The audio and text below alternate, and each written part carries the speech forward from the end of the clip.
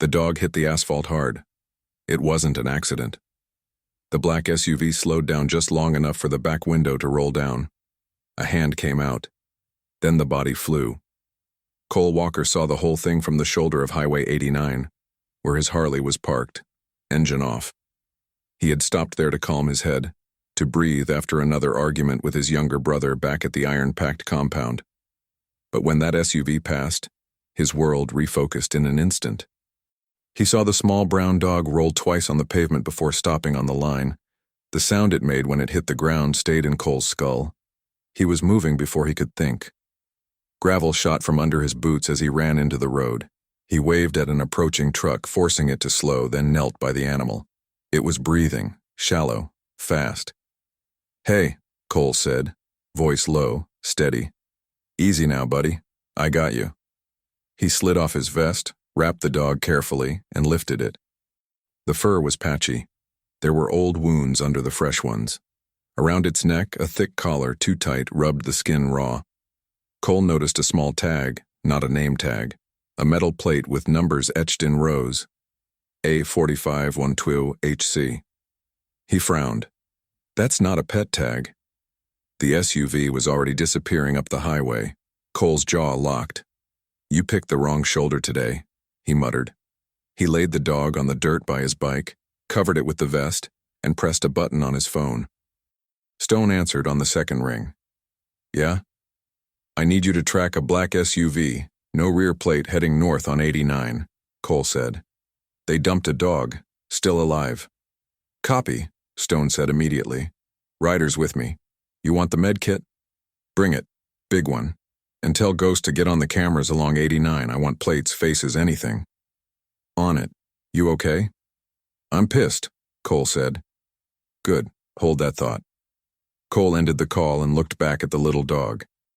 Its breathing had slowed, eyes fluttering. He stroked the fur gently. "You're gonna be fine," he said. "You're not dying here." A few minutes later, Stone's truck pulled up, dust rising behind it. Ryder jumped out first, carrying the medical case. "Jesus, what happened?" Cole nodded at the road. "They threw him out." Ryder knelt beside the dog. "Collar's metal, not leather. Who does that?" "Somebody who doesn't see it as a dog," Cole said. "Somebody who sees property." Stone crouched, reading the tag. "HC, that's not random. Looks like industrial code." Cole's voice hardened. "Harper and Cross." Stone looked up fast. "The shipping company?" Cole nodded. "Yeah, I've seen that prefix before, on transport paperwork. Crates moved out of state." Ryder frowned. "They're a logistics company. Why would they tag a dog like a product?" Cole's answer was simple. "Because maybe it is a product." Silence settled around them, the kind that comes right before something big starts. Stone exhaled. "So what's the play?" Cole looked down at the animal again. "First, we save this one. Then we find out how many more are wearing that tag." The iron-packed compound sat 30 minutes off the main road, a converted truck yard surrounded by desert scrub and barbed wire. By the time they arrived, Ryder had stabilized the dog with fluids and bandaged its wounds. Cole stood beside the table in the workshop, watching as Ryder scanned the tag with a handheld reader. The numbers popped up instantly. Then another line appeared beneath it, a database entry. Ryder's eyes widened. "Oh, hell." "What?" Cole asked. "This tag's not registered with animal control. It's in a freight database. See this? It's filed under Shipment Batch 2247, HC Logistics, and there's a weight log attached, 3.7 kilograms, classified as live specimen." Stone whistled. "They're shipping animals." "Not just dogs," Ryder said, scrolling. "Multiple species codes, 201 for canine, 301 for feline, 501 for avian, and 900 series. I don't even recognize those." Ghost's voice came through the comm line. 900 series means exotic, zoo trade, private collectors. Could be anything from snakes to big cats. Cole felt his stomach tighten. "They're running a full-scale wildlife traffic network." Ghost continued. "I hacked into one of their local nodes. There's a depot listed outside Flagstaff, inactive for regular freight but marked as sensitive storage. No digital paperwork, no customs logs. That's where this shipment originated. Cole stared at the screen. So that's where they keep them. Stone folded his arms. Cole, we're not law enforcement. I know. You hit a corporate depot. That's breaking federal law. Cole's answer came fast. And throwing living beings out of moving cars isn't? Stone held his stare for a long second, then nodded slowly. I'm in. Ryder looked at the dog. It lifted its head weakly, eyes cloudy but alert. If that tag leads to others, they're not stopping at one species. They're breeding and exporting for money. Cole's voice dropped. Then we're stopping it for free. That night, the iron-packed yard glowed under floodlights. The roar of engines echoed through the desert as brothers gathered. A dozen bikes lined up, each one with a purpose. Cole walked the line, helmet under his arm. Listen up, he said. Tomorrow morning we roll out before dawn. Destination's a Harper and Cross warehouse off Route 17. No plates on bikes, no club patches. If we're right, that place is where they keep live cargo before transport. We go in quiet, we get proof, and we get out. Ghost raised a hand. And if it's not empty? Cole looked him dead in the eye. Then it gets empty. Ryder stepped forward. What about the dog? Cole looked toward the office where the small brown dog rested on a blanket. He stays here with Mia. She'll watch him. Mia, the club's only medic besides Ryder, stood in the doorway, arms crossed. I'll keep him alive. Cole nodded once. Good. Because he started something we're gonna finish. Stone smirked. We're calling this a rescue mission? Cole zipped his jacket, leather creaking. Call it whatever you want. He slipped on his gloves. I call it payback. Engines fired one by one, thunder rolling through the yard. The iron-packed MC was moving. As Cole led the line out into the dark highway, his mind replayed that moment. The dog flying through the air, the tag flashing in the sun. He didn't know it yet, but that little piece of metal was about to expose something far bigger than anyone imagined. A network stretching across states, trading lives for money, hidden behind polished logos and legal paperwork. And tomorrow, before sunrise, the Iron Pact was going to ride straight into its heart. The desert at dawn looked almost peaceful. The air was cool, quiet, the kind of quiet that tricks you into thinking the world's still clean. Cole Walker knew better. He led the Iron Pact through the early light, the rumble of a dozen engines cutting through the silence.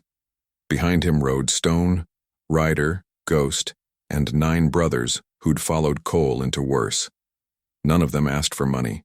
None of them asked why. They'd seen that dog. They'd seen its eyes. That was enough. By 6:30 a.m., the Harper and Cross depot was in sight. From the outside, it looked harmless. Just a gray warehouse surrounded by fencing and gravel, the kind of place that stored boxes of parts, not living things. Doesn't look like much, Ryder said, pulling up beside Cole. That's how they hide, Cole answered. Ghost parked near a ridge with a clean line of sight. No cameras visible, that's weird. Either they're confident, or the surveillance is remote. Then we stay off radio after entry, Cole said. No transmissions inside. We move in twos. Quiet. Stone looked toward the chain-link gate. Locked? Yeah, Cole said, but not for long. Ryder cut the chain with bolt cutters, slow and deliberate, the metal snapping with a soft echo. They pushed the gate open just enough to slide through. The building loomed over them, large, flat-roofed, windows covered from inside. Cole motioned to Ghost, who scanned the side panels with a handheld sensor. Heat signatures, Ghost said. Multiple, different sizes. Some small, some not. Ryder frowned. How not? Ghost hesitated. Like, bigger than a man. Cole's voice went low. Let's move. They found a side door half hidden by a stack of pallets. Cole pressed his ear to it, faint noises inside, not machines, not people, breathing. He pushed the handle down slowly. It was unlocked. The door opened with a soft creak, and the smell hit them first. Hot, sharp, thick, a mix of sweat, waste, and disinfectant. The kind of stench you only smell in places that shouldn't exist. Ryder whispered, "What the hell is this place?" Cole didn't answer. He stepped inside. Rows of cages stretched into the shadows, not random, but organized. Stacked in labeled sections, each tagged with barcodes and numbers. The nearest tag read, Batch 2249, Live Specimen, 301F. A low growl came from the next aisle. Ryder turned his light. A leopard. Thin, pacing in circles, eyes wild. Behind it more shapes. Birds, reptiles, small mammals. Dozens of species. Ryder's voice broke. "They're running a damn zoo." "No," Cole said quietly. "A business." He walked deeper. Each row was worse. Some cages were empty but recently used. Others held movement, terrified eyes behind metal. Dogs, foxes, parrots, ferrets, even a young coyote whining in the corner. Ryder clenched his fists. "They're mixing everything. Domestic, wild, exotic. You can't do that. You can't." "I know," Cole said. Stone's voice came through the earpiece in a low whisper. 2 guards in the front office. "Armed. Haven't seen us yet." "Keep them there," Cole ordered. "We're getting footage first." Ghost moved down an aisle, scanning each section with his camera rig. "I've got video. Every cage, every tag, time-stamped." Cole crouched near a crate half open and shone his flashlight inside. There were metal containers stacked in dry ice. He cracked one open and froze. Inside, vials. Ryder leaned over his shoulder. "What is that?" Cole picked one up. "Tissue samples. Blood. Maybe DNA tracking." Ghost looked back. "They're not just trading animals, they're breeding, they're experimenting." Cole's chest tightened. "Harper and Cross isn't shipping, they're manufacturing." Ryder whispered. "For what?" Cole didn't answer because he didn't know. But the idea of animals being used for testing, for cloning, for drugs, for profit, made his stomach twist. Stone's voice again. "Cole, you've got movement. Truck pulling in. Marked H&C. 4 guys. They're unloading something heavy." "Hide," Cole said instantly. They ducked behind a stack of metal crates. The warehouse door opened. 4 men rolled in a large crate on a dolly. They were laughing, smoking, talking about bonuses. Cole listened. "Some idiot threw one out the window yesterday," one of them said. "Cross said it was defective stock. Who cares, right?" Cole's hand clenched on his gun. Another guard chuckled. "We got a new batch coming from Nevada tomorrow. Cats, dogs, some kind of mountain thing, worth a fortune overseas." Ryder's jaw flexed. "They're bragging about it." "Keep calm," Cole whispered. "We need them talking." The men wheeled the crate into the center aisle. One of them kicked the side. "Make sure ventilation's working this time. Last shipment cooked half of them." Ghost's knuckles turned white around his camera. "I've got it all on record." Cole's voice was barely a whisper. "Good. Because this ends tonight." Then one of the guards turned and froze. "Hey, who the hell are you?" Cole didn't hesitate. He stepped from behind the crates and slammed the guy into the nearest rack. The man's gun clattered away. Ryder moved fast, sweeping the second guard's legs, disarming him before he could shout. The other 2 went for their weapons, but Stone burst through the door at that moment, shotgun raised. "Don't." The word hit like a wall. They didn't. Cole pushed the first guard to the ground, knee on his chest. "Where's your boss?" The man spat. "Go to hell." "Already been there," Cole said, and slammed his fist into the concrete beside his head. Close enough that dust sprayed his face. "Now where?" The man flinched. "Nevada. He's at the main facility in Reno. I just moved crates." Cole stared at him. "Main facility?" Yeah. Harper and Cross doesn't keep the high-value stuff here. This is just storage. The real shipments come from the breeding site up north." Stone looked up. "You mean there's more than this?" Cole stood. "There's always more." Ryder knelt by one of the cages, unlocking it. A golden retriever limped out, licking his hand. What do we do with them? Cole thought for a second. We get them out, every single one. Ghost nodded. We can load them into the box truck. It's half empty. Do it. Stone tied the 4 men with industrial straps, leaving them face down. They'll still be breathing when law enforcement gets here. Ryder guided the animals carefully toward the open doors, one after another, shaking, weak, but free. The noise grew louder as hope spread through the cages. Cole watched the line of living creatures moving toward daylight and said quietly, "You're going home." When the last crate was loaded, Ghost turned off his camera and looked at Cole. What now? Cole glanced around at the rows of empty cages, the smell of rot, the quiet breathing of the rescued animals. Now, he said, we burn this place. Stone blinked. You sure? They'll rebuild if we don't, Cole said. Let's make sure they don't. They poured fuel from the maintenance drums along the aisles. Ghost set a timed ignition. The flames started slow, licking the edges of paper and wood, then spread fast. Outside, as they rolled away in the stolen truck full of rescued animals, the building behind them became a torch against the desert sky. Ryder glanced in the side mirror. That's going to draw attention. Good, Cole said. I want attention. Ghost looked at him. You planning to go to the feds with this footage? Cole shook his head. Not yet. First, I want Cross to see what we did. Stone smirked. You want him angry.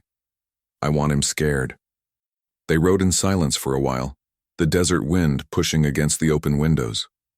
The little brown dog lay on the floor of the cab beside Cole's boot, head resting on his vest.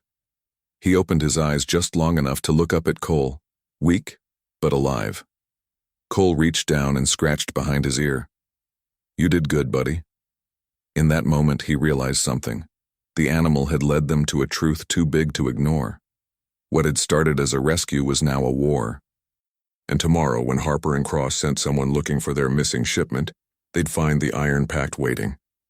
By sunrise, the Harper and Cross depot was nothing but twisted metal and smoke on the horizon. Cole Walker watched it burn through the side mirror of the stolen truck. He didn't feel proud. He felt ready. They'd rescued dozens of animals from that hell, dogs, cats, birds, even a half-sedated fox that now slept in a crate beside Ryder. But he knew this was just the surface. Cross would hit back. They reached the iron-packed compound mid-morning. The bikes rolled in behind the truck, engines growling low. Mia and the other volunteers rushed to unload the crates, turning the old workshop into a makeshift shelter. Ryder carried out a large parrot cage and set it on a bench. This one talks, he said, half smiling. Keeps repeating shipment delayed. Creepy as hell. Ghost frowned, scrolling through his tablet. That's not random. That bird heard handlers talking. If we decode the shipping phrases, we can figure out the route of other deliveries. Stone crossed his arms. We got time? Barely, Cole said. Cross is going to realize his warehouse is ash in about 5 minutes. He was wrong. It took 3. A convoy of black SUVs appeared on the perimeter road, dust rising behind them. Company, Ghost said, looking through the window. Cole didn't hesitate. Get the animals inside and seal the gates. Stone barked orders. Ryder, Mia, move. They got most of the crates into the main hangar just before the first SUV hit the outer fence. The crash echoed through the yard. Cole stood at the gate, gun drawn, watching as men in tactical gear poured out. No uniforms, no badges, all carrying suppressed rifles. Cross's men, he said. Stone nodded. Mercenaries. Cole smiled grimly. Figures. Bullets hit the gate before he finished the word. Metal sparks flew. The iron pact scattered to positions behind bikes and concrete blocks. Ghost climbed the roof, sniper rifle steady. Ryder took the side lot, setting up smoke grenades. Cole shouted, "Don't waste rounds, make them count." The firefight broke out like a storm. The air filled with the crack of rifles and the roar of engines. The bikers fought with precision, Small, fast, brutal. They weren't soldiers, but they'd all been in wars of their own. Ghost picked off 2 mercs who tried to flank the side wall. "They're not cops," he said through the radio. "No calls, no sirens. They're cleaning up evidence." Cole ducked behind a bike frame, firing 3 shots through the broken fence. "Then we're the evidence." Stone shouted from the other side. "Cole! They're bringing a truck through the north entrance." Cole looked up. A heavy transport truck rammed through the side fence, headlights blazing. He fired at the driver. The windshield spidered, the truck swerved and crashed into a fuel drum. The explosion knocked everyone flat. Ryder rolled behind a stack of crates. "Jesus!" Cole coughed, covered in dust. "Everybody up!" Through the haze, he saw one of the mercenaries still moving, crawling toward the truck's rear door. Cole sprinted, kicked the man's weapon away, and ripped the latch open. Inside were more cages. Dozens. Some were empty, others weren't. Snakes. Exotic birds. A panther cub sedated under a blanket. Cole froze for half a heartbeat, then shouted, "They were moving the next shipment." Stone ran up behind him. "They're retrieving stock before we burn it again." Cole turned to the captured merc, who was coughing in the dirt. "Where was this headed?" The man spat blood. "Doesn't matter. You're all dead anyway." Cole grabbed the front of his vest and pulled him up. "Where?" The man's lips twisted into a smile. "Ask your dog." Cole slammed him against the truck. "What did you just say?" "The brown one," the merc said, eyes flicking toward the hangar. "Cross said that one was marked. Experimental tag. You brought his tracker right home." Ryder's voice came through the comm, urgent. "Cole, you need to get inside. Now." Cole ran. Inside the hangar, Mia stood frozen near the crates. The little brown dog, the one Cole had saved, was awake, whining. A small red light blinked faintly from the collar's underside. "A tracker." "Damn it," Ghost said, already pulling tools from his pack. "They used him to trace us." Cole knelt. "Can you disarm it?" Ghost worked fast. "Signal's pulsing. Short range, I think." The power died. The compound lights flickered once, then went black. Ryder's voice. "Generators cut." Ghost's face went pale. "It wasn't just a tracker. It triggered an EMP burst. We're blind." Outside, engines roared. More vehicles arriving. Cole looked at Stone. "How many?" "Too many." Cole's pulse steadied. He wasn't panicking, he was calculating. They couldn't win a long fight. They couldn't run blind. But they could make noise. Enough to bring attention from someone Cross couldn't bribe. He looked at Ghost. "Get me the drone feed from your backup pad." "EMP fried it." Cole grabbed the walkie. "Then we go analog." He turned to Stone. "Start engines. As loud as you can. Every bike we got. Make the desert hear us." Stone grinned. "You want a concert? I want a signal flare." Within seconds, the iron-packed compound thundered with roaring motorcycles. Dozens of engines revving in unison, echoing across the barren valley. Miles away, a highway patrol unit heard it. Then 2 more. The noise carried like thunder. The mercenaries outside hesitated, just long enough for Cole and his crew to move. Ryder threw smoke grenades through the side doors. Ghost tossed flashbangs from the roof. Stone revved his Harley and charged straight through the main gate, firing as he rode. Chaos exploded again. Cole grabbed the dog and ran toward the back exit, ducking bullets. He reached the maintenance tunnel that led out toward the desert road.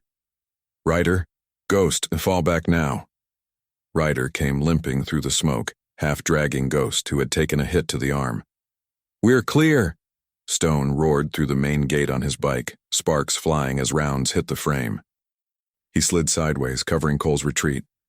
"Go!" They burst through the rear exit just as the compound went up. The truck Cross's men had brought in, the one carrying the panther cub, had caught fire. The explosion tore through the yard, swallowing the remaining vehicles. Cole dove into the sand, covering the dog with his body. Heat slammed over them. When the blast faded, the desert was quiet again, except for distant sirens finally heading their way. Stone groaned. "We're alive?" Ryder coughed. Barely. Ghost pressed a rag to his arm. That dog just saved us and sold us out in the same day. Cole looked down at the little brown animal. He didn't choose that tag, somebody else did. Ryder pointed at the half-burned collar. You think we can trace where it was made? Ghost nodded weakly. If the chip survived, yeah. Manufacturer codes might lead to the lab that designed it. Cole stood, eyes on the horizon where black smoke rose. Then that's where we go next. Stone climbed to his feet. And when Cross finds out you're still alive? Cole looked back at the burning wreck of the iron-packed compound. Their home, their shelter, gone. He'll come for us, Cole said quietly. And when he does, I'll be ready. He turned to Ghost.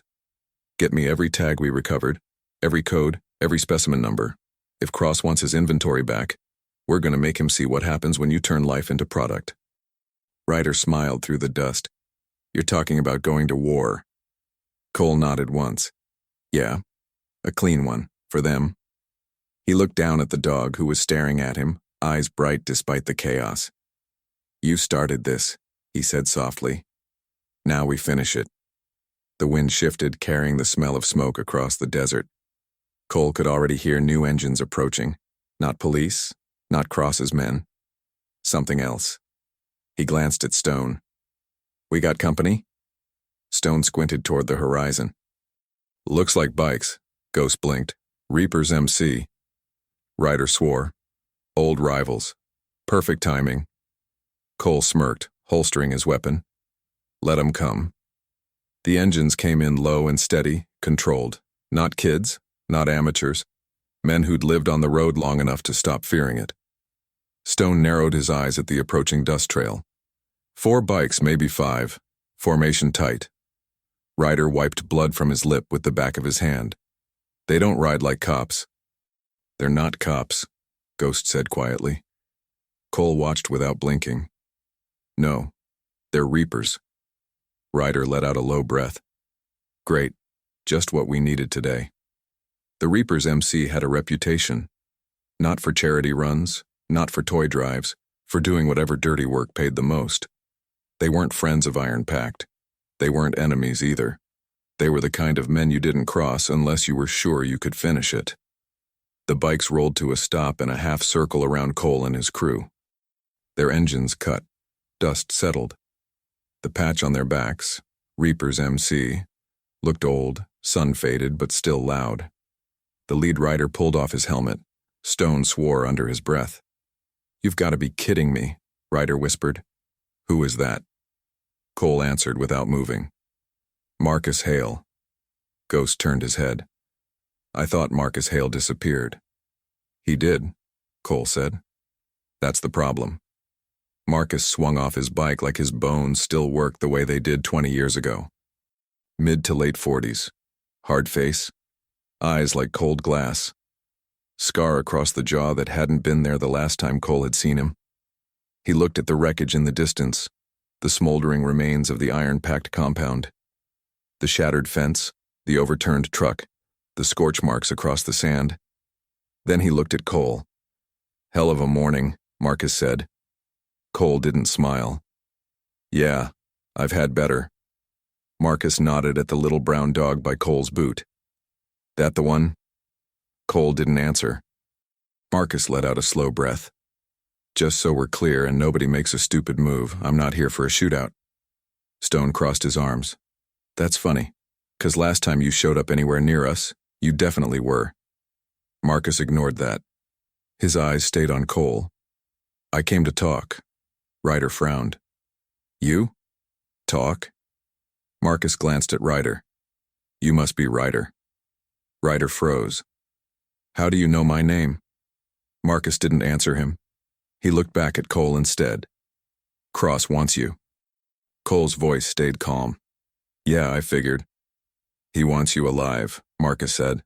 For now. Ryder snorted. That's cute. Marcus continued steady. He also wants his property back, the rescued animals, the truck, and whatever data you stole out of his network. Ghost's jaw flexed. His property? You mean living beings? Marcus didn't blink. I'm telling you how he said it. Stone shook his head once. Say what you came to say, Hale. Marcus looked past them, toward the cages they'd managed to save from the burning truck. Birds trembling, fox half sedated, a panther cub making weak, breathy sounds. Something in his face tightened, just a fraction. Cole caught it. He filed it away. Marcus spoke again. Cross hired us to retrieve everything and shut you down. He thinks you'll fold if you realize you're outnumbered and outfunded. Is that your read? Cole asked. Marcus almost smiled. No, that's his. Ryder stepped forward, angry. So which side are you on, old man? Stone shot Ryder a look. Careful. Marcus didn't get mad. That depends, he said, on what I'm looking at. He took 2 slow steps toward the crates. No sudden moves. Hands away from his gun. He crouched by the fox cage, studying the animal's breathing. Then the cub. Then the dogs. His jaw tightened. When he looked back up, his voice wasn't the same. What did he do? Marcus asked quietly. Ghost answered. Captured, bred, tagged, sold. Whatever made money. Some of these are stolen pets, Ryder added. Some were caught in the wild. Some, he swallowed. Some aren't supposed to even be in this country. Marcus was silent a long moment. Then he stood back up, turned to Cole and said, He told me you torched an empty storage site. He told me you were stealing high-value product just to sell it yourself. He said you were poaching his inventory. Cole's voice stayed even. You believe that? Marcus looked past him at the panther cub curled so tight its whole body shook. No. Ryder blinked. That single word changed everything. Marcus exhaled and finally said it out loud. Cross lied. Welcome to the party, Stone muttered. Marcus ignored him. And if he's lying to me about what this is, then I'm working for the wrong man. Ghost let out a dry laugh. Are we having a moral moment? Or are you setting us up? Marcus tilted his head slightly. You think I'd bother walking in here talking if I was running a setup? They already tried hitting you with real guns. Look around. He wasn't wrong. Cole said nothing. He was watching Marcus's posture, reading him the way you read weather. Old instincts, old training. And he saw it. Not fake, not rehearsed.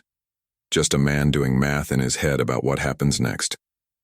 Marcus came closer, slowly, until he was standing almost within arm's reach of Cole. This is what it is, Marcus said. Harper and Cross is taking orders from private buyers. Some are collectors, some are trainers, some are labs, some are just bored men with more money than soul. Cross moves them, Cross tags them, Cross delivers them like furniture. Stone's hands curled into fists. Marcus went on. He thinks he's untouchable because he's not just selling dogs. He's moving exotic, protected, restricted species across state lines. And he's not doing it alone. Ghost's voice dropped. Say it. Marcus nodded. He's got law in his pocket. Ryder swore. I knew it. I knew it. Marcus looked at Cole. He's protected by people with badges, Walker. People who'll show up late. People who'll call this property dispute. People who'll say you're the criminals for interfering with licensed transport. You think you're going to hand this to a sheriff and watch Cross go to jail? You won't. Cole didn't look surprised. Wasn't planning on it. Marcus huffed a short laugh. Of course you weren't. Ryder looked from one to the other. So what are we doing here? We shaking hands or what? Maybe, Marcus said. Stone let out a sarcastic breath. Oh, that's comforting. Marcus turned to him. You want comforting? You're in the wrong line of work. Then he faced Cole again. Listen to me, because I'm only saying this once. Cross is moving his main shipment tonight. Real money load. Multiple vehicles. This isn't a holding warehouse run. This is distribution. Once they're out, they're gone for good. Cole's eyes narrowed. Where? Old service yard off Route 17, Marcus said. Looks abandoned, but it's not. He calls it Lot 9. I've been there once. He doesn't let outsiders see it twice. Ghost lifted his head. Lot 9. That was one of the coded delivery markers in Cross's routing system. Marcus looked at Ghost. You cracked his routing system? Ghost just stared back in silence. Marcus gave a small nod. Good. Ryder spoke through his teeth. You're telling me Cross is running a load of live animals tonight under guard, and you're giving us the location? Yes. Why? Marcus didn't dodge it. Because I'm not letting him move that many living things like they're steel parts on a pallet, he said. Not after what I just saw. Something real sat in that. Something old. Some line Marcus hadn't crossed yet, even if he'd crossed every other. Cole felt it, so he made a decision. We're hitting Lot 9, he said. Stone stared at him. We just lost the compound. We're down gear, Ghost is bleeding, Ryder's bruised, half the animals we pulled are still drugged, and you want to raid another facility tonight? Yes, Cole said. Ryder blinked. That was fast. Cole looked at Marcus. You know layout? Yeah, Marcus said. 2 trucks staged in the open, 1 inside. Guards at the perimeter, dogs in shock cages. They keep them doped to stop noise. Cross likes to ride in after everything's already loaded so his shoes don't get dirty. Ryder made a face. I hate him. Get in line, Stone said. Marcus continued. He's planning on leaving before sunrise. After that, those trucks split. 1 goes north, 1 goes east, 1 disappears. You won't find them again. This is your window. Ghost pressed a cloth tighter to his arm wound. Question. Your boys. Marcus looked over his shoulder at his riders. They hadn't drawn weapons yet. They hadn't left either. They'll do what I say, he said. And what are you saying? Ghost asked. Marcus looked back at Cole. And this was the moment. The one that decided if tonight was survival or open war. I'm saying, Marcus told him, slow and clear, that I'll stand with you on this one. Ryder stared. Stone stared. Ghost stared. Nobody talked. Even the desert felt like it was holding its breath. Cole finally spoke, voice steady. And after tonight? Marcus smiled without humor. After tonight, we'll see if we're still alive. Ryder exhaled. That's fair. Stone rubbed his face. I can't believe we're doing this. Cole nodded once. Then it settled. He looked at Ghost. Pat your arm. You're our eyes. He looked at Ryder. You're on extraction. Any cage you can open, you open. You get them to transport. You don't stop. He looked at Stone. You're holding perimeter. Nothing gets past you. Nothing. Stone smirked. Then Cole turned to Marcus. You're with me, he said. Marcus let out a breath that sounded almost like a laugh. That's dangerous. For both of us, Cole said. The 2 men stood face to face, iron-packed and reapers, history and bad blood between them, about to walk into something way bigger than clubs and patches. Marcus cracked his neck. Walker. Hale. Marcus nodded. Let's go steal everything Harper and Cross thinks it owns. Cole did something nobody expected. He held out his hand. For a long second, Marcus didn't move. Then he reached out and took it. The handshake wasn't friendly. It was an agreement. It said, we're not brothers. But for this, we are. Ryder looked between them, fire in his eyes. So, we're really doing this. Stone answered for Cole. We just made an alliance with the Reapers. Yeah, we're doing this. Ghost glanced toward the horizon. Then we'd better move. Sun goes down in 6 hours. Cole nodded. We'll be there before it does. He looked down at the little brown dog one more time.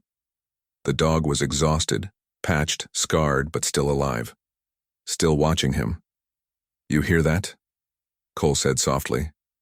We're going to get the rest of them. The dog laid its head against Cole's boot like it understood. Cole turned back to his crew, his voice steady and final. Tonight, he said, we end this shipment. But understand something right now. Ryder looked up. Stone looked up. Ghost looked up. Even Marcus listened. This isn't about a warehouse anymore, Cole said. This is about shutting down Harper and Cross in front of their own men, on their own ground. We do that, we don't just save what's in those trucks. We take away their fear. We make them bleed money.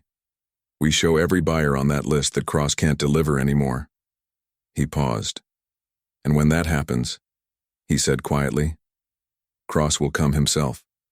Ryder swallowed. You ready for that? Cole didn't blink. I've been ready, he said. And in the heat of the Arizona afternoon, two rival motorcycle clubs, men who had almost killed each other in other lives, mounted up together for the first time. Iron packed up front, reapers behind them. Not cops, not agents, just bikers, riding into Lot 9, riding into a war over those who couldn't fight for themselves, riding into whatever waited in the dark. Night fell hard over the Arizona desert, no moon, no light, only engines and nerves. Cole rode at the front of the column, black helmet low, headlights off. Behind him, the iron pact and the reapers moved as one silent line, a pack of predators closing in on a kill.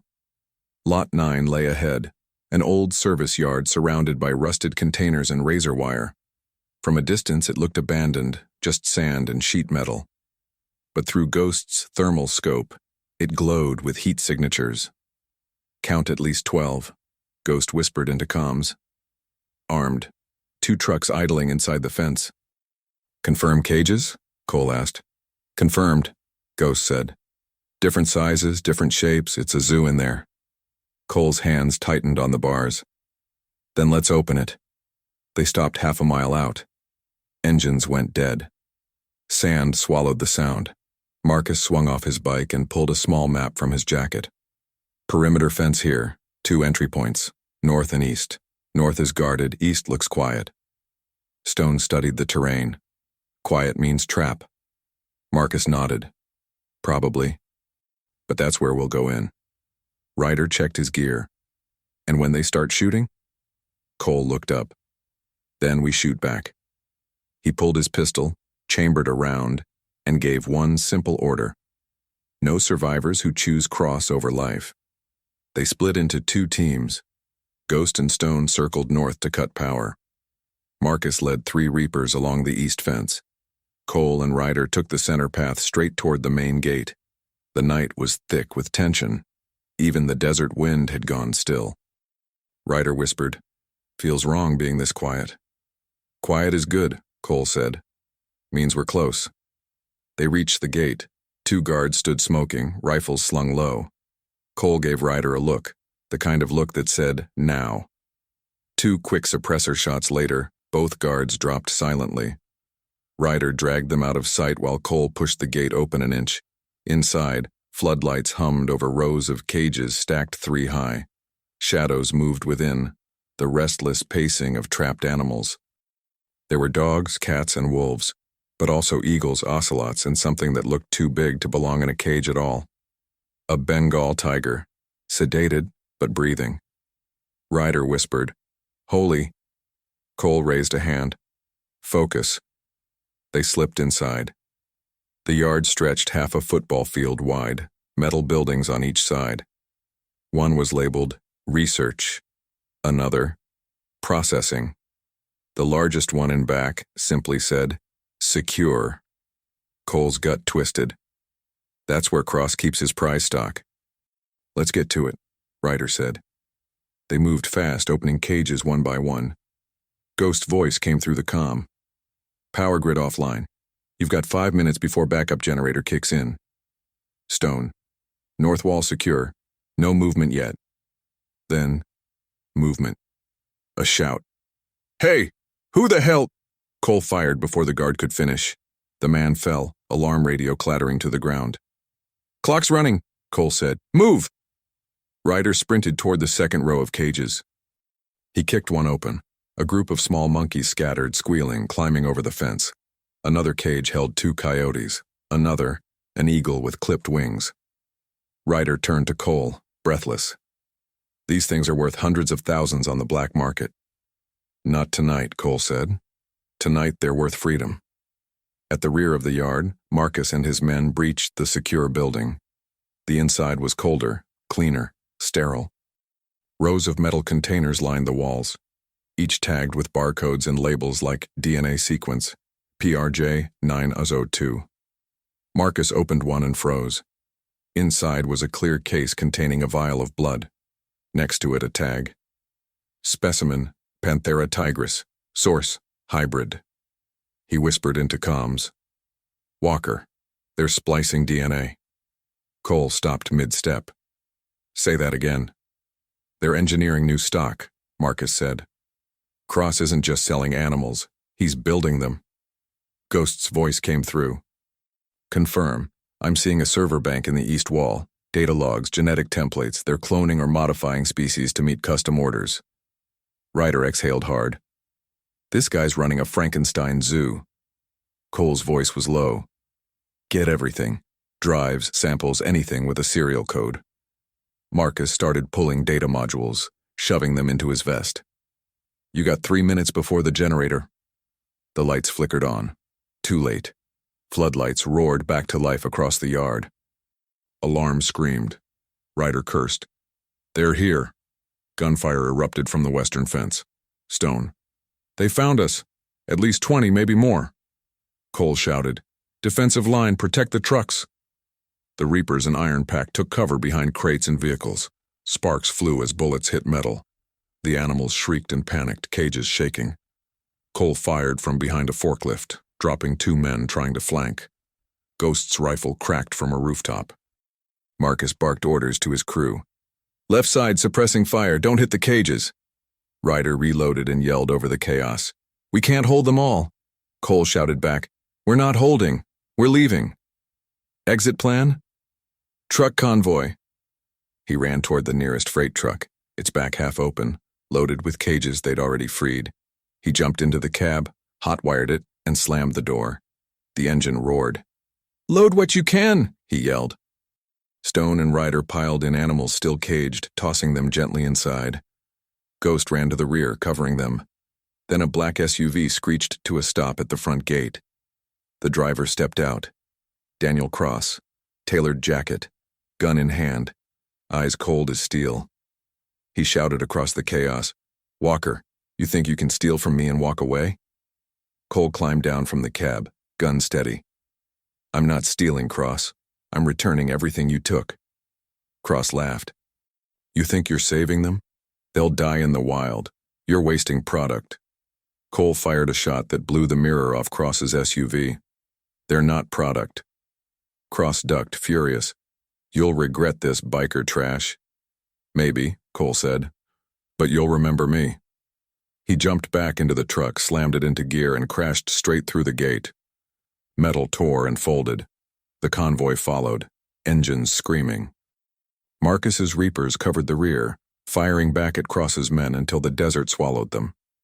They didn't stop for 50 miles. When the engines finally went silent, they were deep in open desert, surrounded by nothing but stars and sand. Ryder climbed down from the truck, breathing hard. We've got about 50 animals back there. Half need medical help. Ghost tossed a data drive to Cole. And about 2 terabytes of proof. Every shipment, every name, every genetic file. Marcus leaned against his bike, lighting a cigarette. You just took down a piece of $1 billion empire. Cole looked at him. You still with us? Marcus exhaled smoke. I didn't come this far to stop now. Stone kicked at the sand. Cross won't hide anymore after this. He'll come himself. Good, Cole said. I want him to. He turned to Ghost. Send a copy of that data to every wildlife agency, journalist, and Fed you trust. Ghost nodded. Already on it. Ryder looked at the rescued animals resting in the trucks, some licking at water bowls, some still shaking. What about them? Cole looked at the stars. We get them somewhere safe, somewhere Cross can't reach. Marcus flicked away his cigarette. You got a place like that? Cole smiled faintly. We'll build one. The wind howled across the desert, carrying the sound of engines cooling, chains rattling, and freedom breathing again. Cross had lost his most valuable shipment. And for the first time, he was afraid. The sun rose red over the desert. the kind of dawn that promised heat and blood. Cole Walker stood beside the lead truck, wind whipping at his jacket, the rescued animals resting in crates behind him. They had driven all night. No rest, no food, just silence, and the low hum of exhaustion that comes after war. He knew this wasn't over. Daniel Cross wasn't the kind of man who vanished quietly. Ghost stepped out from the back of the convoy, a tablet in hand. "We've got responses." Cole turned. "From who?" "Everywhere," Ghost said. "Wildlife services, independent journalists, even the feds. The files you leaked are spreading. They're calling it the largest illegal animal trafficking case in U.S. history." Ryder smiled faintly. "So we won?" Cole shook his head. "Not yet. Cross isn't in custody." Stone came around the truck, shotgun slung over his shoulder. "You think he's gonna try to run?" Cole looked east. "No, he's gonna try to erase us." They reached an abandoned mining site miles from the main road, all rusted silos and broken cranes. It would serve as shelter for the animals until animal rescue teams could arrive. As the others unloaded, Marcus Hale stood apart, watching the horizon. The Reapers had stayed with them through the night, silent, loyal in a way that surprised even Marcus himself. He caught Cole's eye. "You think he'll come here?" Cole nodded. "You saw his eyes last night. He can't afford to lose face." Marcus smirked. "Then we give him one." Ghost called out, "I picked up encrypted chatter on the emergency bands. Cross's people are mobilizing. They know we're still alive." Ryder looked up from a crate. "How many?" "Too many," Ghost said. Cole's jaw set. "Then we stand our ground." They heard the engines before they saw them, a storm of dust and steel cutting across the desert plain, SUVs, armed trucks, even a small armored van. Cross wasn't hiding this time. Cole gathered everyone near the trucks. "You all know what's coming. They're not here to negotiate." Ryder tightened his gloves. "Good." Stone grinned. "I was starting to miss the fun." Marcus spoke to his men. "We hold the line. We protect the cargo, the animals, the proof, the people who made it out." Cole met his eyes. "You didn't have to stay." Marcus shrugged. "Didn't have anything worth staying for before this." The engines grew louder. Cole raised his voice. "Positions!" The first bullet struck the ground near his boot. Then the desert erupted in gunfire. Ghost returned fire from the roof of an old shack. Ryder took the west flank. Stone held the eastern slope with the Reapers, roaring back with automatic fire. The air filled with dust, metal, and the cries of frightened animals. Cole moved between cover, firing, shouting orders, making sure none of the cages were hit. Then the black armored van stopped 50 yards out. The door opened. Daniel Cross stepped down. Not in a suit this time, in tactical black bulletproof vest, pistol at his side, and a calmness that didn't fit the chaos. He walked through his own gunfire like it was rain. "Walker," he shouted, "you could have sold me the drives. You could have walked away rich." Cole shouted back, "I don't sell what's alive." Cross laughed. "You think you're some kind of hero? You're a criminal with better PR." Cole stepped out from cover, gun lowered. "Then come find out what kind of criminal I am." Cross lifted his pistol and fired. Cole dove behind an overturned drum, the bullet grazing his arm. He rolled, aimed, and fired back, hit Cross in the vest.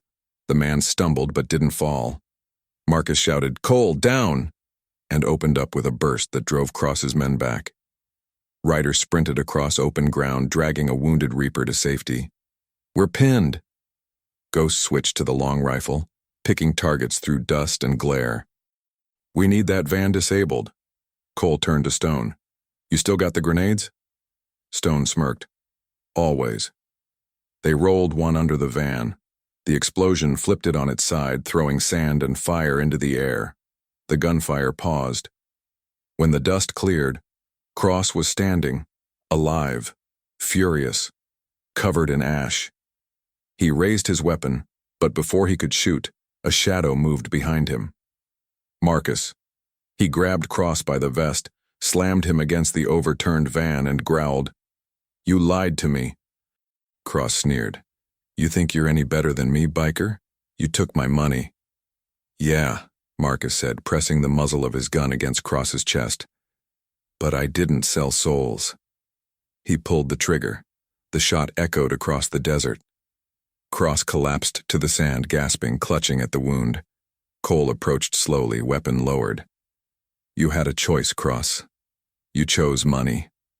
Cross coughed, smiling faintly through blood. You think killing me changes anything? Cole shook his head. No. But it stops you. Cross's eyes went dull. For the first time in years, the desert was quiet. Hours later, the sun dipped low again, painting the sand in gold and blood. The remaining vehicles burned in the distance. Sirens echoed faintly, this time real ones. Cole leaned against a truck, arm wrapped in gauze. Ghost sat nearby, typing one-handed, uploading the final data cache. Every file, every bank record, every partner name, it's all public now, he said. Harper and Cross is done. Ryder looked at the animals resting in open crates, free at last. What happens to them? Cole smiled tiredly. We make them a home. Marcus walked over, wiping blood from his hand. You sure about that? You're bikers, not animal rescuers. Cole looked out at the horizon. Maybe it's time we changed what that means. Marcus studied him, then laughed quietly. You ever need help building that home, you know where to find us. Cole extended a hand. Marcus shook it, firm. For the first time, it wasn't a deal. It was respect. 6 months later. A new sign stood outside a renovated hangar in northern Arizona. Iron Haven Rescue, a safe place for the forgotten. Dogs ran in fenced yards, birds wheeled overhead, volunteers unloaded supplies from pickup trucks. Cole stood by the gate, leather jacket faded, scar on his arm, healing slow. The little brown dog sat at his feet, tail thumping. Ryder approached with a clipboard. Partnership paperwork signed. States recognizing us as a non-profit. Stone whistled. Never thought I'd hear that word in this club. Ghost smirked. Still sounds illegal somehow. Cole chuckled. Let them think what they want. From the hill behind them, 2 motorcycles appeared, reaper patches gleaming in the sun. Marcus and one of his men rode up, parked, and dismounted. Marcus nodded toward the kennels. Heard you could use a few more hands. Cole grinned. Only if you don't scare the locals. No promises, Marcus said. They laughed. As the sun dipped below the desert hills, the sound of engines blended with the barking of dogs. 2 worlds that shouldn't have mixed, finally at peace. Cole looked down at the little brown dog, the one who'd started it all. Guess you changed everything, huh? He said softly. The dog tilted its head, ears perked. Cole smiled, slipped on his sunglasses and started his bike. Come on, buddy. Let's ride. Engines roared to life. Dust rose. The Iron Pact had become something new. Not outlaws, not fugitives, but guardians of those who couldn't fight back. And somewhere far behind them, the desert wind carried away the last whispers of Harper and Cross.